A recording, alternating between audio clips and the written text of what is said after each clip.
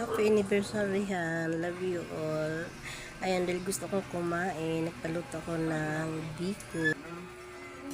Ang dami, no? 3 kilo, o, diba? Para di ka makulang maanuhan, bitin.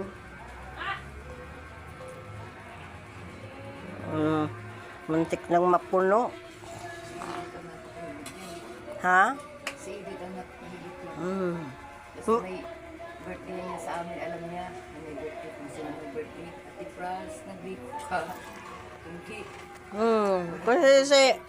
Kasi ano, mama, lagi kong pinapaluto niyan. Maniro na yan, luto-luto ng biko. Saan ba kayo dadalhin mo yan?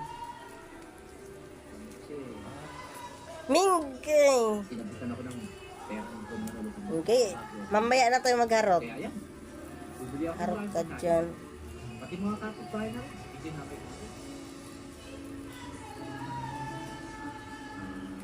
Lagyo, kita tayo po.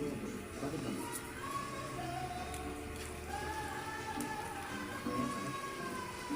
Kasi may naman yan, misis mo. Hindi ka nilawag. Ako, salamat. Natawag mo lang yung Dalawa ba nagtag. lang? Kasi ang misis ko, lagi ako lubos sa pagkain. Kapilitan din. Tagay. Lagyo. Gusto ko lang guys magbiko dahil anniversary namin. 14 years na kami nagsasama din ng aking darling. Ayan. Namigay na ako sa aking mga kumari ko.